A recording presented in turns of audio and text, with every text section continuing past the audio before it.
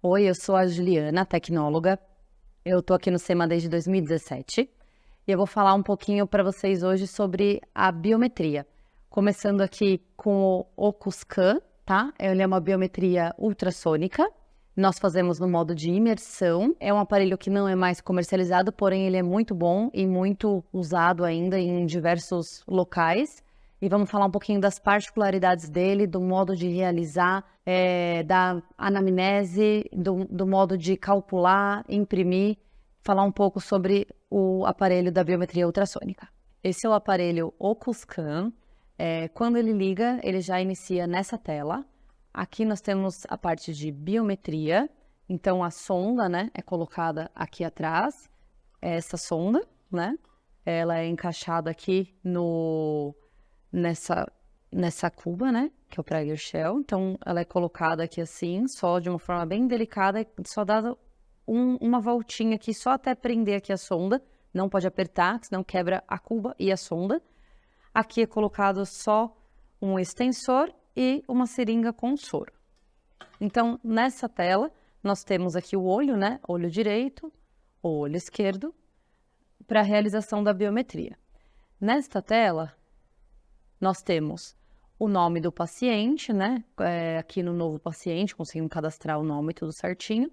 Para esse aparelho, nós precisamos de uma ceratometria de um outro aparelho, porque ele não obtém a ceratometria. Então, nós precisamos de uma ceratometria externa para poder colocar aqui. Via de regra, o que nós fazemos hoje em dia? Quando é impossível obter o AL na biometria ótica, nós fazemos só a medida do AL aqui e calculamos na biometria ótica, porque o cálculo ele é mais atual, as fórmulas são mais atuais, então nós fazemos dessa forma, tá? Se for calcular aqui no biômetro ultrassônico, aí eu preciso colocar uma ceratometria de um outro aparelho, por exemplo, vou colocar uma aqui só para ficar de exemplo, né?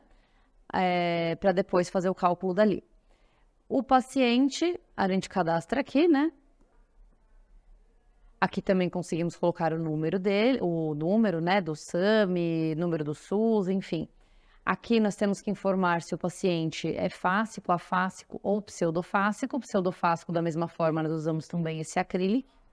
Aí, o olho direito, o olho esquerdo. Se o paciente tiver óleo de silicone, aí nós temos que mudar aqui no parâmetro V, que é a velocidade do vítreo. Se caso o paciente tiver óleo de silicone, nós mudamos de 1532 para 980, dá um OK. Ele já vai considerar isso nesse olho. Então, por exemplo, o paciente, óleo de silicone, olho direito, mudei aqui velocidade do vítreo, olho direito, para 980.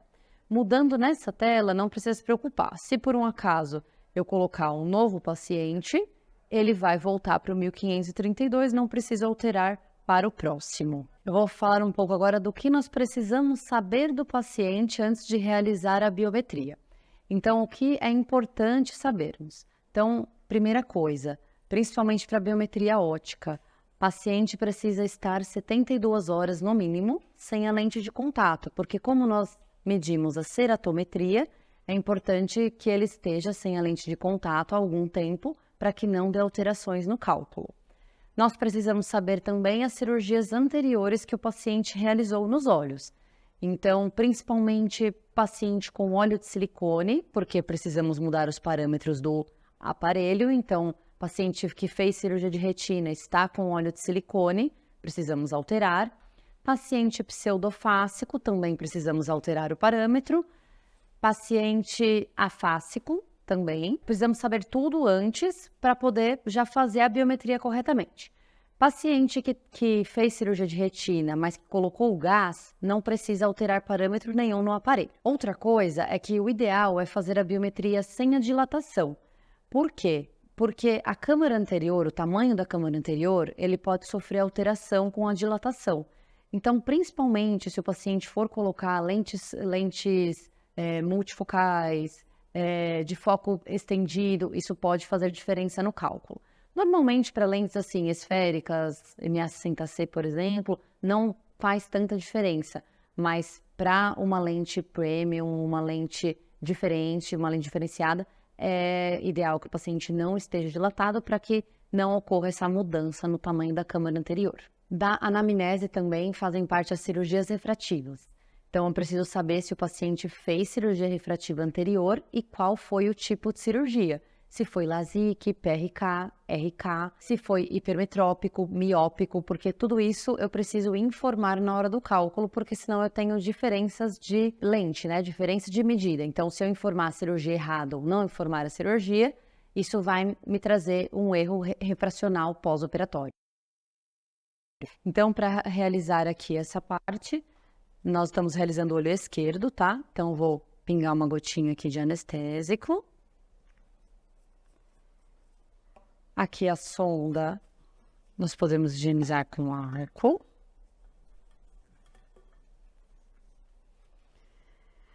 Aí, pisando aqui no pedal, acende aqui a sonda, né? Vermelhinha. Então, eu vou colocar aqui no olho do paciente. Olha aqui para a luzinha vermelha. E... Aí. Agora, eu vou encher aqui até chegar ali na pontinha da sonda o soro, tá? Você vai sentir um geladinho. Isso. Olha lá na vermelha. Achou? Isso. Uma vez com o soro aqui, eu preciso manter a sonda perpendicular ao plano do olho, tá bom? Então, eu vou olhar aqui o gráfico, tá? Eu preciso que todas as estruturas subam em forma de platô. Então, ó, aqui a retina, córnea, cristalino. Então, vou subir aqui melhor essa segunda parte do cristalino.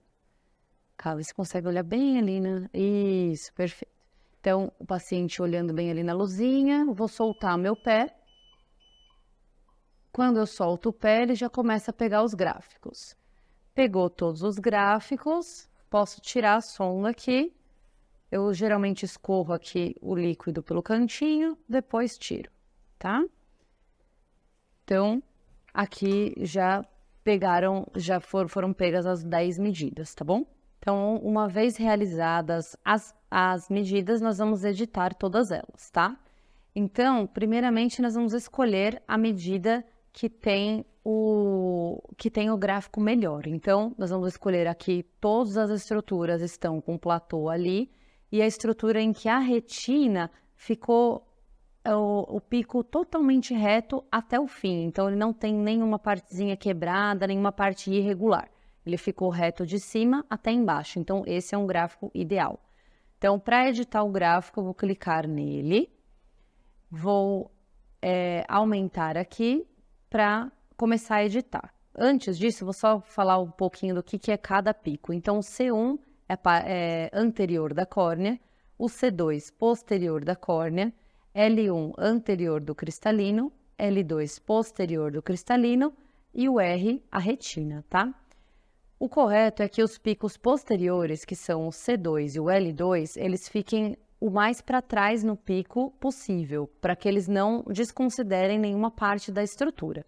Porém, o C2, ele não é contado aqui porque esse aparelho não conta a espessura da córnea. Então, nós não editamos ele por pura economia de tempo, porque ele não faz diferença, tá? Então, se eu editar o C2 aqui ou aqui no meio, ele não computa esse valor. Então, por isso que eu não mexo nele, mas teoricamente seria o local correto no fim do pico, tá?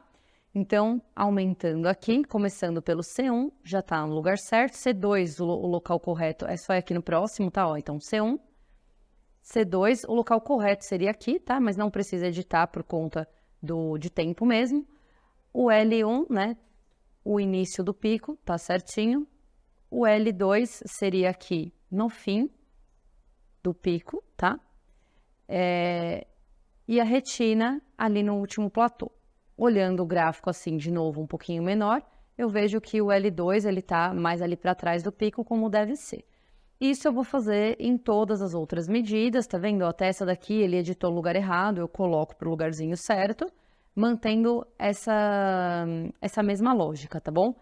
Uma vez tudo editado, vou só tirar aqui agora só por conta, para não levar muito tempo aqui para ficar editando, vou tirar, mas não precisa tirar, é só editar que ele fica tudo certinho. Vou deixar num gráfico legal, que vai ser o gráfico que vai aparecer, né? Então, por exemplo, vou deixar nesse gráfico aqui que tá bem legal. E posso ou já imprimir aqui no relatório completo, ele já vai imprimir aqui só o gráfico, sem o cálculo, né? E nós podemos fazer o cálculo lá na biometria ótica, no caso, né? Pegar aqui o valor de AL, de ACD e de LT e calcular lá, sem problemas. Mas também, se eu só tiver esse biômetro disponível, eu posso continuar aqui mesmo. Então, vou para a próxima tela. Vou de novo, que ele só vai mostrar todas as medidas em detalhes. E vou para essa tela. Então, aqui lembrando que eu tenho que pôr o valor de ceratometria, porque senão ele não calcula.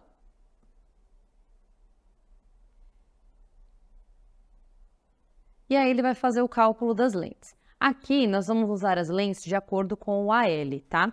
Então, nós só vamos usar a fórmula Higgs para pacientes pós-refrativa. Para os demais pacientes, nós vamos respeitar aquela outra regra.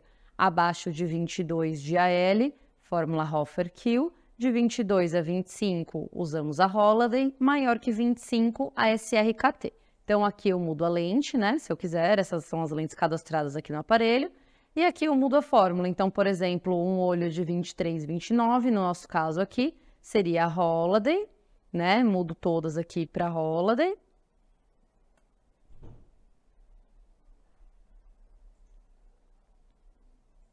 Todas para Holliday. E aí eu posso imprimir, tá? E aí ele vai imprimir tanto o gráfico quanto o cálculo, tá? Então, tem a opção tanto de usar só o AL e calcular na biometria ótica, ou eu já calcular aqui na biometria ultrassônica mesmo. Então, aqui são as duas opções, ó. Então, essa opção aqui é o cálculo na própria biometria ultrassônica. E aqui eu imprimi só o gráfico. Eu vou pegar os valores aqui, a média do AL, o CA, que é o ACD, e o C, que é o LT, e colocar lá no biômetro óptico, que as fórmulas são mais atualizadas, e calcular ali também, tá? Então, eu tenho essas duas opções para fazer o cálculo da biometria quando eu obtenho o AL no ultrassom. Então, esse é um gráfico de um olho fásico com AL médio, né? Esse é um paciente padrão, mas nós temos outros pacientes fora do padrão, né? Então, pacientes, por exemplo, com óleo de silicone, não vai ficar essa cadeia de picos aqui bonitinha assim. Ele geralmente vai dar um pico único aqui da retina, tá? Muitas vezes vai ter que pegar no manual. Como que eu pego o gráfico no manual? Eu vou apertar o pedal várias vezes para conseguir pegar. Quando o paciente tiver a câmara anterior muito rasa, menor que 2, o aparelho não vai reconhecer também o gráfico. Então, eu preciso também pegar no pedal manualmente. Então, vou apertar o pedal várias vezes para ele pegar os valores aqui de AL corretos, tá? Então, essas são as exceções aí, a regra, os gráficos um pouco diferentes que podem aparecer. O paciente que tiver por exemplo, uma hemorragia vítrea, vai dar uns artefatos aqui assim, porque o ultrassom vai bater ali no sangue que está ali no meio e vai também refletir, tá? Então, tudo que o paciente tiver vai refletir aí nesse caminho entre a sonda, que está mais ou menos aqui, e a retina que está aqui. Então, a sonda, ela vai vir assim, né? Ela, na verdade, ela é encaixadinha aqui, dessa forma. Porém, essa forma dela é somente para realizar a biometria de contato, tá bom?